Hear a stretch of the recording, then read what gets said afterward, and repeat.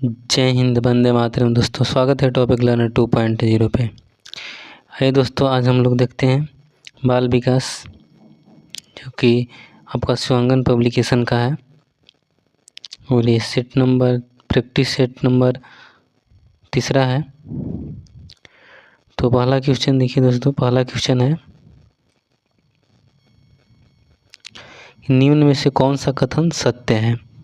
पहला ऑप्शन है, बालकों में विकास के समय सभी गुण वंशानुक्रम में निहित होते हैं। वंशानुक्रम से प्राप्त सभी गुणों का विकास वातावरण से ही होता है। तीसरा ऑप्शन है, हम सभी को परिवार, विद्यालय, खेल के मैदान, आस पड़ोस के वातावरण से स्वच्छ रखना चाहिए। और चौथा ऑप्शन है, उपरोक्त सभी। तो इसका सही आंसर क्या होगा? इसका सही आंसर होगा उपरोक्त सभी, क्योंकि बालकों में विकास के सभी गुण वंशानुक्रम निहित होते हैं। वंशानुक्रम से प्राप्त सभी गुणों का विकास वातावरण से ही होता है। हमें सभी को परिवार, विद्यालय, खेल और मैदान, आस पड़ोस के वातावरण को स्वच्छ रखना चाहिए। नेक्स्ट क्वेश्चन,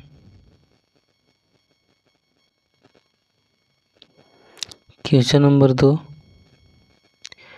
क्वेश्चन नंबर 2 बोल रहा है कि बच्चों की जिज्ञासा शांत करनी चाहिए। पहला ऑप्शन है, जब शिक्षक फुर्सत में हो। दूसरा ऑप्शन है, जब विद्यार्थी फुर्सत में हो। तीसरा ऑप्शन है, कुछ समय के पश्चात। और चौथा ऑप्शन है, तत्काल जब विद्यार्थी द्वारा जिज्ञासा की गई है। तो इसका सही ऑप्शन क्या होगा? तत्काल जब विद्यार्थी द्वारा जिज्ञासा की गई है। Next question, question number 3। Question number 3 है कि आप अनपढ़ माता पिता के बच्चे को अंग्रेजी सिखाना चाहते हैं। पहला ऑप्शन है, आप बच्चे से अंग्रेजी में बात करेंगे। दूसरा ऑप्शन है, आप बच्चे को अंग्रेजी में बोलने के लिए बाध्य करेंगे। तीसरा ऑप्शन है, आप बच्चों को मातृभाषा में बोलने से रोकेंगे। और चौथा ऑप्शन है, आप उसे मातृभाषा की सहायता से अंग्रेजी सिखाने का प्रयास करेंगे। तो इसका सही आंसर क्या होगा? कोई भी अगर बच्चा है तो क्या आप बच्चों से अंग्रेजी में बात करेंगे? तो ये नहीं होगा। अगर बच्चा है, बच्चा से अगर अंग्रेजी में बात करेंगे, अंग्रेजी वो जान ही नहीं रहा, अंग्रेजी में अगर उससे बात करेंगे तो मेरे बात को समझ नहीं पाएगा और कुछ सीख नहीं पाएगा। दूसरा ऑप्शन है कि आप बच्चों को अंग्रेजी में बोलने के लिए बाध्य करेंगे नहीं। कोई बच्चा है तो उसको बाध्य नहीं, सीमित नहीं करना है कि तुमको अंग्रेजी में ही बोलना है। ऑप्शन दूसरा भी नहीं होगा। आप बच्चे को मातृभाषा में बोलने से रोकेंगे नहीं। आप जब मातृभाषा में अगर बोलने के लिए रोक देंगे तो बच्चा बात मेरा समझ पा रहा है या नहीं समझ पा रहा है, वो बोलेगा कैसे। और चौथा ऑप्शन है, आप उसे मातृभाषा की सहायता से अंग्रेजी सीखने का प्रयास करेंगे, सिखाने का प्रयास करेंगे। तो ऑप्शन डी सही होगा, क्योंकि जो उसका मातृभाषा है, मातृभाषा में ही हम बातचीत करेंगे और उसी के माध्यम से अंग्रेजी भी सिखाने की कोशिश करेंगे। Next question, question number 4। Question number 4 बोल रहा है कि रटकर याद करने से बच्चों में किन अवगुणों का विकास हो सकता है। पहला ऑप्शन है, किसका अवगुण पूछ रहा है, अवगुण का विकास हो सकता है। पहला ऑप्शन है, ज्ञानार्जन की रुचि समाप्त हो सकती है। दूसरा ऑप्शन है, छात्रों में खोज एवं निरीक्षण की क्षमता विकसित नहीं हो पाएगी। तीसरा ऑप्शन है, तर्क एवं विश्लेषण की क्षमता विकसित नहीं हो सकेगी। और चौथा ऑप्शन है, उपरोक्त सभी। तो इसका सही आंसर क्या होगा? हमसे क्या पूछा है कि रटकर याद, जो रट्टा मारना है इसमें, तो रटकर याद करने बच्चों में किन अवगुण का विकास होगा। तो उसमें क्या होगा? ज्ञानार्जन की रुचि समाप्त हो जाएगी। ये भी ऑप्शन सही है। दूसरा ऑप्शन है, छात्रों में खोज एवं निरीक्षण की क्षमता विकसित नहीं हो पाएगी। ये भी ऑप्शन सही है। क्यों? क्योंकि हमसे अवगुण ही पूछा है और अवगुण के लिए ये अवगुण ही है। अगर बच्चा को रट करके याद करने के लिए अगर बोलेंगे तो उसमें क्या होगा? छात्रों में खोज और निरीक्षण की जो क्षमता होगा वो क्या होगा? विकसित नहीं हो पाएगा। तो अवगुण पूछ रहा है तो अवगुण के लिए सही है, ऑप्शन पहला भी सही है। और तीसरा बोल रहा है तर्क एवं विश्लेषण की क्षमता विकसित नहीं हो पाएगी, ये भी ऑप्शन सही है। तो इसका सही आंसर क्या होगा? Option D. क्यों? क्योंकि हमसे पूछा क्या है? अवगुण। Next question, question number 5।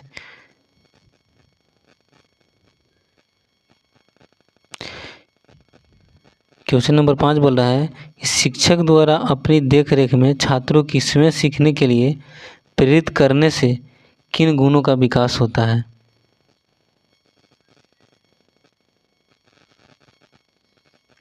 पहला ऑप्शन है छात्रों की बुद्धि विकसित होगी। दूसरा ऑप्शन है छात्र अपनी भावी समस्याओं का स्वयं समाधान कर सकेंगे। तीसरा ऑप्शन है छात्रों की तर्क व चिंतन की शक्ति विकसित होती है। और चौथा ऑप्शन है उपरोक्त सभी। इसका सही आंसर क्या होगा? उपरोक्त सभी, option D. Next question, question number 6।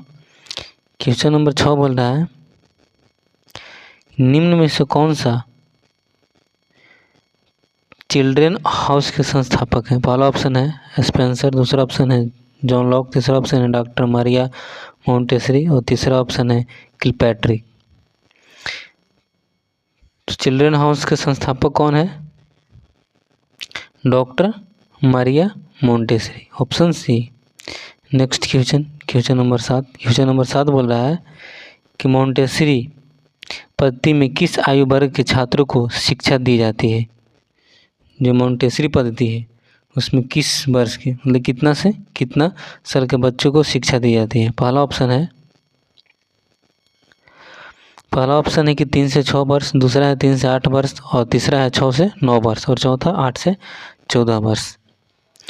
तो कितने वर्ष की शिक्षा दी जाती है? 3 से 6 वर्ष। किस में? मोंटेसरी पद्धति में।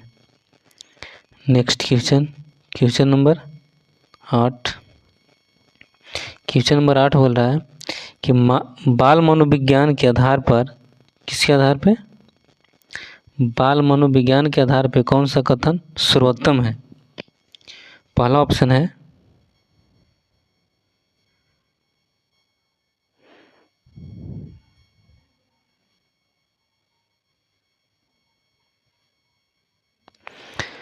पहला ऑप्शन क्या बोल रहा है कि सारे बच्चे एक जैसे होते हैं। दूसरा ऑप्शन है प्रत्येक बच्चा विशिष्ट होता है और तीसरा ऑप्शन है कुछ बच्चे विशिष्ट होते हैं और चौथा ऑप्शन है कुछ बच्चे एक जैसे होते हैं। तो बाल मनोविज्ञान के आधार पर कौन सा कथन सर्वोत्तम होगा? तो बाल मनोविज्ञान के आधार पे प्रत्येक बच्चा जो है विशिष्ट होता है। कोई भी बच्चा को आप नहीं बोल सकते हैं कि तुम पढ़ने में कमज़ोर है, या कोई किसी को आप नहीं बोल सकते हैं कि तुम बहुत ज़्यादा पढ़ने में तेज है। क्यों? क्योंकि उसमें भेदभाव होगा। तो इसलिए क्या है? प्रत्येक बच्चा विशिष्ट है।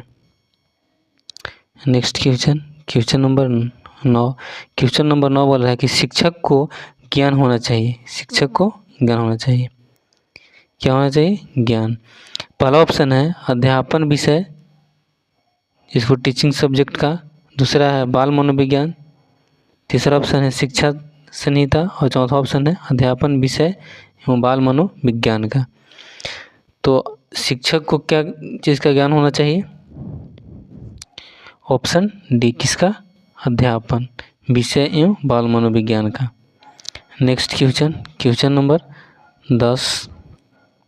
क्वेश्चन नंबर 10 बोल रहा है कि समस्या समाधान मूलतः है। क्या? समस्या समाधान मूलतः है। पहला ऑप्शन है सामाजिक विधि, दूसरा है प्रोजेक्ट विधि, तीसरा है वैज्ञानिक विधि और तीसरा ह्यूरिस्टिक विधि। तो समस्या समाधान का मूलतः कौन सा विधि है? वैज्ञानिक विधि, ऑप्शन डी। कौन है? Option D. Next question, question number 11। Question number 11 बोल रहा है कि समस्या की प्रकृति है। किसकी? समस्या की प्रकृति। ऑप्शन ए है आपूर्ति इच्छाओं से उत्पन्न तनाव, दूसरा ऑप्शन है मानसिक चिंतन, तीसरा ऑप्शन है एक अनुत्तरित प्रश्न और चौथा ऑप्शन है उपरोक्त सभी। तो समस्या की प्रकृति क्या है? समस्या की प्रकृति में देखिए मानसिक चिंतन भी होगा, कोई भी समस्या आया तो उसमें क्या मानसिक चिंतन भी करेंगे, और एक अनुत्तरित प्रश्न भी होगा, और दूसरा ऑप्शन है पहला ऑप्शन है आपूर्ति इच्छाओं से उत्पन्न तनाव, कुछ ना कुछ हम लोग का इच्छा होगा तभी तनाव आएगा। तो इसका सही ऑप्शन क्या होगा? Option D. Next question number 12, समस्या समाधान किसी लक्ष्य की प्राप्ति, समस्या समाधान जो है किसी लक्ष्य की प्राप्ति में बाधक प्रतीत होती है, कठिनाइयों पर विजय प्राप्त करने की प्रक्रिया, यह कथन किस मनोवैज्ञानिक की है? पहला ऑप्शन है कोहलर, दूसरा है C.E. स्किनर, तीसरा ऑप्शन है जीन पियाजे और चौथा थर्नडाइक का। इसका सही ऑप्शन क्या होगा? C.E. स्किनर का। Next question, question number 13, question number 13 बोल रहा है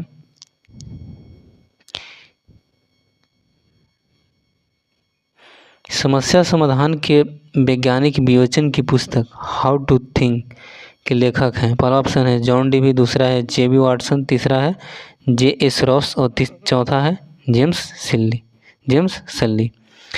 तो कौन है? John Dewey, option A. Question number 14 बोल रहा है, क्वेश्चन नंबर 14, समाजीकरण वह प्रक्रिया है जिससे बच्चे और वयस्क सीखते हैं। तो बच्चे और वयस्क क्या सीखते हैं समाजीकरण से? पहला ऑप्शन है परिवार से, दूसरा ऑप्शन है विद्यालय से, और तीसरा ऑप्शन है साथियों से, और चौथा ऑप्शन है इनमें से सभी से। जो बच्चे और वयस्क हैं सामाजिकरण से जो किससे सीखते हैं, बच्चा हो या वयस्क हो, अपने परिवार से सीखते हैं, विद्यालय से सीखते हैं कि साथी से सीखते हैं? तो बच्चा और वयस्क होते हैं तो इससे परिवार से भी सीखते हैं, पहला ऑप्शन भी सही है, दूसरा विद्यालय से भी सीखते हैं, और तीसरा ऑप्शन साथी से भी सब सीखते हैं। तो इसका सही आंसर क्या होगा? इसका सही आंसर ऑप्शन डी, इन सभी से। Next question, question number 15, question number 15 बोल रहा है कि वृद्धि के संबंध में सही कथन क्या है? पहला ऑप्शन है समायोजन करने की क्षमता का नाम वृद्धि है, सीखने की क्षमता का नाम वृद्धि है, तीसरा ऑप्शन है संक्षिप्त तार्किकता की क्षमता का नाम बुद्धि है, और चौथा ऑप्शन है उपरोक्त सभी। तो इसका सही आंसर क्या होगा? Option D. क्योंकि वृद्धि के संबंध में समायोजन करने की क्षमता का नाम भी वृद्धि है, सीखने की क्षमता का, अगर कुछ ना कुछ सीख रहे हैं तो क्या हम लोग में हो रहा है वृद्धि हो रहा है, संक्षिप्त तार्किक जिसको एब्स्ट्रैक्ट रीजनिंग बोलते हैं कि क्षमता में अगर वृद्धि हो रहा है तो भी क्या है वृद्धि है। तो next question number 16, question number 16 बोल रहा है कि निम्न में से कौन सी क्रिया अधिगम को बल देती है? पहला ऑप्शन है मौखिक अभ्यास, दूसरा है पुनरीक्षण, तीसरा है वाद विवाद, और चौथा उपरोक्त सभी। तो क्या होगा इसका सही आंसर? मौखिक अभ्यास भी होगा, अधिगम मतलब सीखने के लिए, जितना मौखिक बोलेंगे उतना अधिक से अधिक सीखेंगे और दूसरा है निरीक्षण भी होगा, और तीसरा है वाद विवाद भी करने से सीखेंगे। तो इसका सही आंसर क्या होगा? उपरोक्त सभी, option D. Question number 17, question number 17 बोल रहा है व्यक्ति का व्यवहार अधिगम के नियम द्वारा नियंत्रित एवं रूपांतरित किया जा सकता है, यह किस मनोवैज्ञानिक का कथन है? पहला ऑप्शन है थर्नडाइक, दूसरा है पावलोव, तीसरा है स्किनर, और चौथा वाटसन। तो व्यक्ति के जो व्यवहार के लिए अधिगम का जो नियम है किसके द्वारा नियंत्रित एवं रूपांतरित किया जाता है? कौन सा ऑप्शन? तो स्किनर द्वारा। किसके द्वारा? Skinner, option C. Next question number 18, संवेदना और प्रत्यक्षीकरण क्या पूछ रहा है? संवेदना और प्रत्यक्षीकरण के परिणाम स्वरूप व्यक्ति को प्राप्त होता है। पहला ऑप्शन है संज्ञान, दूसरा है संवेग, तीसरा है प्रबलता, और चौथा है प्रेरणा। तो क्या प्राप्त होता है?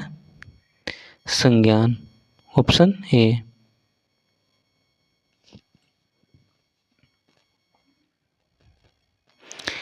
क्वेश्चन नंबर 19 बोल रहा है कि निम्न में से कौन सा संवेग है? पहला भय, दूसरा क्रोध, तीसरा घृणा और चौथा ऑप्शन उपरोक्त सभी। तो इसका सही आंसर क्या होगा? उपरोक्त सभी। क्यों? क्योंकि जो संवेग है वो क्या, भय भी है, क्रोध भी है और घृणा भी है। Next question number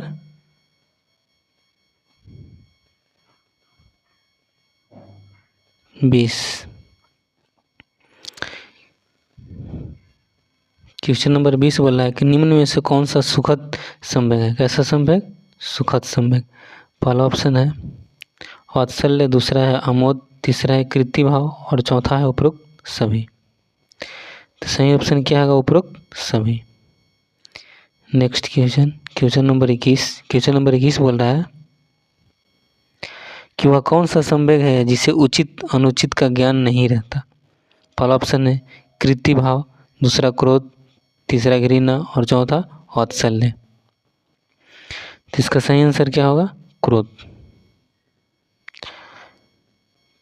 question number 22 है, यदि एक बच्चे की मानसिक आयु क्या मेंटल एज 5 वर्ष तथा वास्तविक आयु जिसको क्रोनोलॉजिकल एज बोलते हैं कितना है?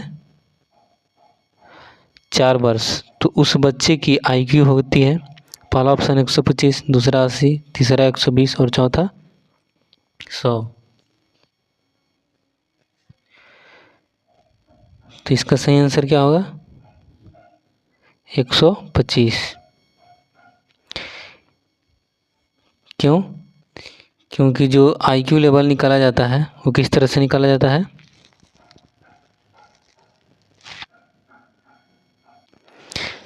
तो देखिए क्या होता है मानसिक एज में कि जो आपका वास्तविक आयु है, तो वास्तविक आयु मान लीजिए कितना है? 4 वर्ष। अभी जो वर्तमान एज है, जो भी वर्तमान आपका व्यवहार जिस तरह से करते हैं वो कितना वर्ष के बच्चा के लायक करते हैं? तो 5 वर्ष। और परसेंटेज में बदलने के लिए 100 से गुना। तो 4 से इसको काटिएगा तो कितना होगा? 25 और 25 गुना 5 करेंगे तो कितना आएगा? 125। इसका सही आंसर क्या होगा? Option A. Next question number 23 बोल रहा है कि आपकी कक्षा के कुछ छात्र अति मेधावी हैं, आप उन्हें किस तरह पढ़ाएंगे? पहला ऑप्शन है कक्षा के साथ, दूसरा ऑप्शन है उच्च कक्षा के साथ, तीसरा ऑप्शन है समृद्धिकरण कार्यक्रमों के द्वारा, चौथा ऑप्शन है जब वे चाहें। तो इसका सही आंसर क्या होगा? समृद्धिकरण कार्यक्रमों के द्वारा। क्वेश्चन नंबर 24 बोल रहा है कि निम्न में से कौन व्यक्ति की जैविक आवश्यकता है? पहला ऑप्शन है भूख और प्यास, दूसरा ऑप्शन है नींद और काम प्रवृत्ति, तीसरा ऑप्शन है मल मूत्र का त्याग और चौथा है उपरोक्त में से सभी। तो देखिए दोस्तों, कोई भी अगर व्यक्ति है तो जैविक आवश्यकता जब तक जिंदा है तो उसको क्या भूख और प्यास भी लगेगा, हम या आप कोई भी हो व्यक्ति, और उसको नींद और काम की प्रवृत्ति भी होगी। मल मूत्र का इसको जब खाना खाएगा तो मल मूत्र का भी त्याग भी करना होगा। तो इसका सही आंसर क्या होगा? उपरोक्त सभी। क्या? उपरोक्त सभी। Next question number 25। दोस्तों इस स्लाइड में लगभग 30 क्वेश्चन है, क्योंकि ये शिवांगन पब्लिकेशन का प्रैक्टिस सेट तीसरा है, और जितने भी जेटेट का तैयारी कर रहे होंगे और शिवांगन पब्लिकेशन का अगर आप प्रैक्टिस सेट मारना चाह रहे होंगे तो शिवांगन पब्लिकेशन का ये प्रैक्टिस सेट है। तो क्वेश्चन नंबर 25 क्या बोल रहा है? व्यक्ति की समाजीकरण आवश्यकता है। पहला ऑप्शन है दूसरों पर आधिपत्य जमाने की आवश्यकता, दूसरा ऑप्शन है विवाह करने की आवश्यकता, तीसरा ऑप्शन है धन कमाने की आवश्यकता और चौथा ऑप्शन है उपरोक्त सभी। तो इसका सही आंसर क्या होगा? उपरोक्त सभी। व्यक्ति की सामाजिक आवश्यकता पूछ रहा है। Next question number 26। Question number 26 बोल रहा है कि बालकों के व्यवहारों का विकास निर्भर करता है किसका? बालकों के व्यवहारों का विकास। पहला ऑप्शन है आनुवंशिक गुणों पर, दूसरा ऑप्शन है पर्यावरण पर, तीसरा ऑप्शन है प्रशिक्षण एवं अभ्यास पर और चौथा ऑप्शन है उपरोक्त सभी। तो किस पे निर्भर करता है? सभी पे करता है। कोई भी बच्चा का व्यवहार तो आनुवंशिक गुण पर, कुछ आनुवंशिक गुण पे होगा, कुछ पर्यावरण पर भी होगा और प्रशिक्षण किस तरह से कहाँ कैसा दिया और कितना अभ्यास करा उस पर भी होगा। तो सही आंसर क्या होगा? उपरोक्त सभी, option D. Question number 27। Question number 27 बोल रहा है कि वातावरण द्वारा शारीरिक लक्षण सबसे कम प्रभावित होते हैं, बुद्धि उससे अधिक, शिक्षा और ज्ञान प्राप्त उससे अधिक और वास्तविक एवं स्वभाव उससे अधिक। यह कथन किस मनोवैज्ञानिक है? पहला ऑप्शन है क्रो एंड क्रो, दूसरा है न्यूमैन एंड फ्रीमैन का, तीसरा ऑप्शन है स्किनर का और चौथा ऑप्शन है जे.एस. रॉस का। जिसका कौन है? Newman and Freeman, option B. Next question number 28। 28 बोल रहा है कि आधुनिक मनोविज्ञान का अर्थ है। पहला ऑप्शन है मन का अध्ययन, दूसरा है आत्मा का अध्ययन, तीसरा है शारीरिक अध्ययन और चौथा है व्यवहार का अध्ययन। तो इसका सही आंसर क्या होगा?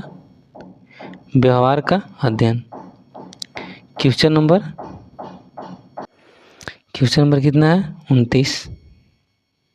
क्वेश्चन नंबर 29 बोला है कि हिंदी अक्षरों को बालक किस आयु में पहचानने लगते हैं? 3 वर्ष में, 4 वर्ष में, 5 वर्ष में या 6 वर्ष में? कितने वर्ष में बच्चा पहचानने लगते हैं? तो 5 वर्ष में, option C. Next question number 30 बोल रहा है कि बच्चे नेत्र से ज्ञान की कितनी मात्रा ग्रहण करते हैं? नेत्र मतलब आँख से कितनी मात्रा? 60%, 70%, 84%, 91%। तो कितने परसेंट ग्रहण करते हैं? तो 84%, ऑप्शन सी। थैंक यू दोस्तों। और शिवांगन पब्लिकेशन का जितने भी और प्रैक्टिस सेट है, हिंदी का, मैथ का और विज्ञान का भी, आप लोग को इसी चैनल पे मिल जाएगी। तो थैंक यू दोस्तों। लाइक, सब्सक्राइब एंड शेयर कर दीजिएगा। Thank you.